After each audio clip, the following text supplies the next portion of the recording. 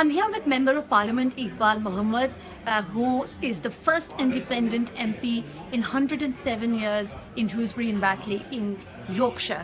And we at Education or Taxation extremely thankful, and all the parents, I'm sure, who send their children to independent school, or maybe more, for him to have voted against VAT on independent schools, and this was in a debate that was called in the Parliament. Now, he got a lot of flack for it as well, I know, but can I just ask you, tell me why you voted the way you did? Thank you for having me. So every time we vote for or against something, we have to understand the impact this proposal, this law would have on my constituents. And even before this week's debate, I'd already received emails from our independent schools in Dewsbury and Batley. So we have 6 independent schools. They're relatively small, and they don't charge tens of thousands of pounds in fees. And they were going to be severely damaged and affected by an increase in fees for the parents of the children. There was no way they can absorb the extra 20% without losing staff and the quality of education. And many of the parents who send their children there are middle or lower class parents who choose to send their children to an independent school because they align more closely with their values, their principles, or they meet their children's educational needs. Can you give us an example? Because I'm sure your constituents have written to you with their life story or case story, but not divulging the names or anything, but general case studies of what kind of people and what kind of circumstances they're having to face as a result of this, and how will it impact their and their child's life? Absolutely. So the Tories have decimated education and schools over the last 14 years. Lack of investment and undermining the work of the teachers. We've now had RAC in schools that have been affected, fortunately not any in my constituency. There are parents who are working in factories, who are taxi drivers, who are in manual labour, but they will set aside the funds to send their child to an independent school, maybe for faith reasons, or because of the quality of the education, or because of their proximity, or maybe there are things that they're not comfortable in having their primary school children being taught at state schools. And it's their right to choose. They are paying to send their child to these independent schools, and they shouldn't be suddenly, out of the blue, within 3 months, be penalised with an extra 20% charge. There are also the schools in Dewsbury and Batley. They're at capacity. There are no spaces for any additional children from moving from independent to state schools. And the council will then have to pay for the education of these children because it's a statutory responsibility. So the overall equation, there hasn't been an impact assessment that I have seen as a Member of Parliament from the Labour government that helps me understand that they fully assessed the impact and understood the impact and put in place measures to counteract any negative consequences. One idea that I had, if Labour set the VAT thresholds to be above the state education pupil allowance, so any fees above that level would be subject to VAT, but any fees below that level wouldn't. This would then completely remove any impact on the schools and migrants. We will see. Okay, that you put forth that idea, of course.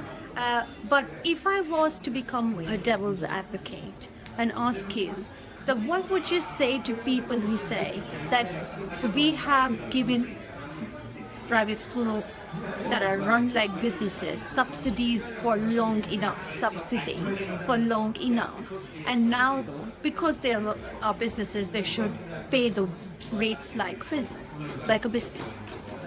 So I can't talk about schools outside of my constituency. So I do understand. I shared a room with a best friend of mine who went to a private school where his parents were paying 20, 30,000. But the schools in Dewsbury and Batley, they're not for profit. They literally spend every penny they get on fees on providing the education, and they would be adversely impacted by an extra tax. Education is a universal right. Doesn't matter if you're poor or rich. And I think there are some core principles, humanitarian values that we should all abide by. And education being a universal human right shouldn't be subject to tax.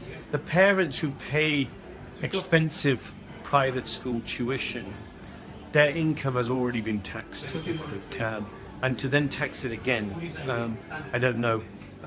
I can't really speak for those parents in those schools. For any institution run as a business, they are also subject to corporation tax. So I ran a business before I became an MP. I'm no longer doing a second job. But any business makes a profit, they should be paying the relevant corporation tax. So I think it's disingenuous to say that they are keeping the profits and not contributing. But I can only comment on the schools that I'm aware of and their situation in St. Petersburg. Just in case his policy does come through and goes through, what impact will it have on the private schools in your area? What have they said to you? So they will have to, so pupils will leave because their parents won't be able to afford the extra 20%. We've had the cost of living crisis and the other pressures on people, inflation, and now you're putting another 20% on a child's education. So many parents won't be able to afford that. They will then apply for places for their children in state schools. Currently, children who weren't in prior to independent schools are on waiting lists to get into school. So these extra children will have to wait even longer. So they will be missing out on an education for weeks, months, or even longer than a year. And this would be a travesty. This is not going to benefit anyone. The local council they're already short this year of 13 million. Next year they predicted 20 million shortfall. They don't have time to suddenly make up new places for a new school. So the consequences are dire for the independent schools, for the children attending those schools, for the parents paying the fees, saving every penny to send their children, and the local authority who will not have the capacity to educate these children and will be in breach of their statutory obligations. Everything stands to logic. Why do you think still this policy is being so much pursued by the Labour Party? So we are an independent alliance of 5 members. We don't have a whip. We're not part of conversations in these other parties. And to be honest, we're so focused on serving our constituents and doing the best for our country. But all I can tell you is my observation and how I see it. So they made this pledge. They talk about not governing the country for headlines and sound bites. But when they proposed this, it sounded like a good idea. And originally, on the surface, I didn't really object. I didn't analyze it. When I heard it before even being elected, I thought, okay, there's a lot of private schools with 20, 30, 40,000 pound a year fees. The parents can afford an extra 20%. I didn't realize that you had receipts, and there are probably thousands of independent schools like the 6 that we have that will be adversely impacted. So I'm just hopeful, and I would urge the government to conduct an impact assessment transparently, holistically, and publish it in full, and then adapt their policy or their new legislation to counteract the adverse impact to these low-fee, high-value independent schools like the ones in my house. I think I rest my case here. Thank you so much, Iqbal Mohammadji, for speaking to us. An impact analysis, an independent impact analysis on VAT policy is all that we ask. Thank you all. Take care and God bless.